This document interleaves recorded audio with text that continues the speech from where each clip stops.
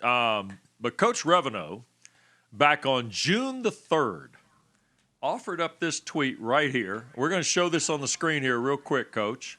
This was the tweet on June the 3rd that kind of started the momentum of what will happen next Tuesday. Here it is, off Eric Reveno. I mean, just tell me about this tweet. What compelled you to kind of put that out there and say, hey, this is what needs to happen in college athletics? That on June 3rd, the catalyst for that was a Zoom conversation with our players on June 1st, where we were talking about all the social unrest and all the stuff going on in Atlanta here. And one of our players, Malachi Rice, looked into the camera and said, guys, we can all protest, we can do things, but are we voting? Do we vote? On June 2nd, I woke up and I looked up the voter registration, voter participation of 18 to 24-year-olds from the time I was born in 1966 to now, and it's been a steady decline. And I asked myself, what have I done as a coming up on 25-year coach, educator at great institutions, Stanford, University of Portland, as a head coach, and then here at Georgia Tech? What have I done personally? And it hit me hard, like a ton of bricks on June 2nd. And I just said, I haven't done anything. I haven't done much. I was so worried about winning, young head coach, trying to do things, worried about this. Not that I didn't care about my players. I did all kinds of things for my players. But this one basic civic engagement responsibility I had neglected. And I had this strong, overwhelming sense that guys my age in similar situations have been doing the same things. And I looked around, I said, we can do better. And I just I'm just got the bug, and so. But thank you for having me on to talk about it. Election Day, Tuesday, get out and vote. But it's good to talk about it. I'm still fired up. The Coach, tweet says, go ahead, Wes. The tweet says, Federal Election Day, November 3rd, needs to be an NCAA mandatory off day. We must empower, educate, and guide our athletes to be part of the change. We need action. There is symbolism in every holiday, and it's powerful. Mark, go ahead. Coach, what I was going to say, and Wes and I have talked about this a lot in the summertime when all this crazy movement across the country, you just saw people so engaged, right? When we talked about the fact it's so cool to see young people take ownership, and you absolutely saw that with student athletes, whether we're talking about the ACC, the SEC, or all the way out to the Pac-12 and everywhere in between. But to hear you talk about how it energized you as well is kind of reflective of really what we're talking about, and that is to get engaged, right? Regardless of what your view is, that's all fine and good, but get engaged and feel some type of ownership, and that's kind of what you're talking about here. 100%. And for me, I'm inspired again as a coach. I mean, as a coach, I got into it because I love being around college athletes. I love being around college students, and they inspire me daily. I want to help them. The reason I coach is I want to help them be the best they can be, and I want to build championship teams. And I think there's a lot of coaches like me with similar sort of whys of what we do. And I'll tell you what, I am competitive as anyone. There's not a coach out there that is trying to win games. I was a head coach trying to win games, had some success. I didn't win enough games, I got fired. I know how it is. And when you're in that spot, and as a coach, you're so focused, you're so locked in, but the inspiration and the drive comes from helping these young people. I'm having these Zoom calls with our current Georgia Tech players, and I'm also talking to a 40-year-old Stanford graduate I coached with his family, and talking to him about his life and how he's got to talk to his kids about police stops and whatnot. And I ask myself, that's where the value comes in what we do. And so we need to set up a structure that puts these opportunities in place for us to be the educators that we really all want to be. We need the protection from ourselves. And I just think that this is the best way to do it, because November 3rd is not a finish line. November 3rd is not a finish line. It is a mile marker. We got to stay the course. And the goal for me and the goal for us in the NCAA and college athletics should be to empower our student athletes. And we're not trying to change the participation this election. We're trying to change that curve I talked about. So 10 years from now, that people are building the foundation of our democracy by engaging. That's the solid solid. That's what I believe in. It's as nonpartisan as they get. And it's about building the foundation of the United States and being a great teammate. To me, it's also about that. We preach all the time, be a great teammate, and so this is what it's about. So for me as a coach, and I got to say this, Georgia Tech was a wonderful place to work this summer. On June 2nd, I sent a text, and Marvin Lewis, Shoshana Engel, you guys may know these folks in our administration here. Hey, I got this idea. What do you think? They said, run with it. Todd Stansbury's run with it. On June 3rd, Coach Collins, I tweeted a few times. I didn't have to sell much. Coach Collins, and football is an issue. We can talk about that. On Tuesdays of prep week, I get it. I was thinking there might be a waiver, but Coach Collins on June 3rd, with no plan, no nothing, said, let's do it. This is the right thing to do. Georgia Tech inspired me and really brought out the megaphone to the little thing I was kind of tweeting out in my little corner.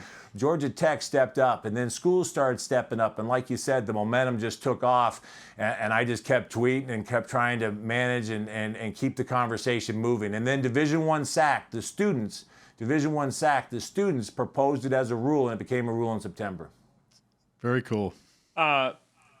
Eric, when this all starts to happen, and a lot of things are going on in the country at the time, right? Obviously the pandemic, the social justice situations, a lot of it in a top 10 major media metropolitan market like Atlanta. You're a college basketball coach. The trials and tribulations of winning and losing, we touched on that a moment ago.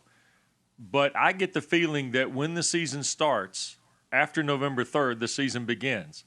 The messaging for college basketball is going to be as strong as maybe it's been in college football in terms of the way these young people have been engaged throughout this, quote, off-season and pandemic, because it seems like this is a massive time for the 18 to 25, 18 to 30-year-old to have a voice in what this country's doing. And you see it every day, I'm guessing. 100%. I mean, for me, I'm very quick to point the finger at myself. I'm not trying to point. I'm pointing at myself. I haven't done these things my career, and as well as I could have. In my time, I've never talked about. I don't remember in my 24 years of coaching, I don't remember a team meeting, a staff meeting, or an athletic department meeting where we talked about voting, and that's wrong. And this summer, I think that changed, and I want to make sure that change is sustained. The athletes of today, they're in a different place, and that was part of it for me. Was I feel they're feeling a heaviness and a angst about where we are as a country that breaks my heart, to be honest. As a 54-year-old guy with a good education and some opportunity and privilege, that things aren't set up better for them. That we need to do that, and I don't. But at the same time, we need to carry this forward and keep moving. And I think this season will do that. And I'm also trying to be honest. Like, if there wasn't the pandemic and I wasn't stopped, if I was flying off to my next recruiting stop, if I was trying to sign those guys, if I was doing individual works locked in, would I have taken the pause necessary to have this inspiration, frankly? Or, I've got teenage kids, I'm doing my thing. Would I have done that? And that's just what made it all more powerful for me. But the student athletes right now, they don't want words. I think Unity Week, ACC Unity Week is great, and we got to be doing these things. But they want to see some demonstrated action. They have heard this before. As a middle-aged guy, I can still tell when I start talking about certain things and all they're hearing is blah, blah, blah, blah, blah, blah, blah. What are you doing that shows that you want to make a change, that you want to do something, you want to help us? I would be remiss, though, if I did not ask you during this interview, what about the basketball team? What are the expectations of a team that closed last year? You went, hey, you know what? These guys have turned the corner. They're playing good basketball. What are we going to see the 20-21 version of the Jackets? What's it going to look like? Well, before I answer the question, I got to say, I also realized I still like hoops more than voting, and like hoops is still like, I love the voting. Hoops is still like I've had these interviews where someone hasn't talked to me about the hoops part. Like, I still like getting out there and doing the hoop stuff. That's the fun part, But I got my perspective changed this summer. But The Georgia Tech Yellow Jackets are exciting. We have veteran guard play, as you guys know. Mike DeVoe, Jose Alvarado, Bubba Parnham, Kyle Sturdivant, transfer from USC, Jordan Usher back at the wing, Moses Wright is there. He is there. His timing's on this with the video highlights. Jordan Usher, just dynamic, athletic. There's James Banks passing. We're going to miss James Banks. James Banks was a shot blocker. Defensively, we're really going to miss him. You know, he didn't have the Ben Lammers sort of offensive facilitator that we had before James, but James really could block shots and make plays. And so we're going to need to have our freshman, Saba Gigabiera, step up and play well. 7-foot kid from the country of Georgia, not the state of Georgia. The country of Georgia, skilled Euro big, needs to get comfortable with contact. Rodney Howard from Georgia, transfer.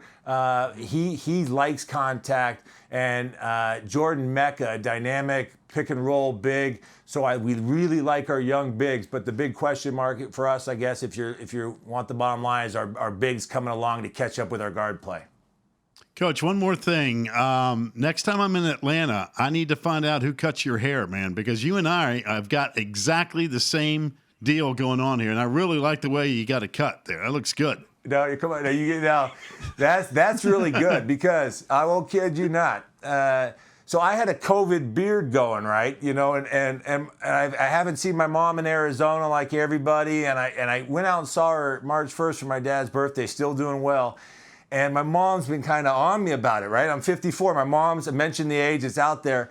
My mom's kind of like, shave the beard, son. You look, you're raggedy, So I cleaned, I want to say I cleaned up for you guys, but I cleaned up in case my mom saw it. My wife cut my hair last night. So we've changed that. So you come through Atlanta, maybe I'll get her to do it, but it's not without some bickering back and forth. I don't talk to she's a little rougher. She like grabs my head, pulls it one way, she scrapes it, So, but I'll tell her you said that. Wait a minute, because she's going to probably watch this, so let's give her a formal introduction. Because if I need a little trim and I'm in the ATL, I'm coming over to the house. You're right. Exactly right. We'll cook you up something. Amanda Reveno, my wife, she puts up with me. That's great. She's from New York. Met her out in California in school, and she's the best. And I got the haircut in. The bad weather was coming in. We're on the back porch, and a little bonding time out there for us. So I appreciate you noticing I got cleaned up for you. Nice. Good job, my man. We look forward to having you back. I need a makeup guy here. I thought Moose would have a makeup guy for me to take the glare off. No. Listen, you can't count on. No. Listen, you know what? Here's the deal, Coach. You know what? And every time we go on the road, and and you can ask Wes, I cringe at the makeup folks. I'm like, I don't need no stinking makeup. I am who I am. It's a face for radio. Deal with it. So you know what? Exactly. You don't need I'm with you. You and I got to hang out more. That's exactly how I'm thinking. Now, Durham's over there, a TV guy. He's got all kinds of pampering going on. I'm like, hey, give it to Durham. I don't want any of that nonsense. Plus, afterwards, it takes forever to get that junk off. So I'm just coming. Let me wear a baseball hat and we'll call it even. How about that deal, right? There you go. Thanks for having me, guys. Nice talking to you. Congrats.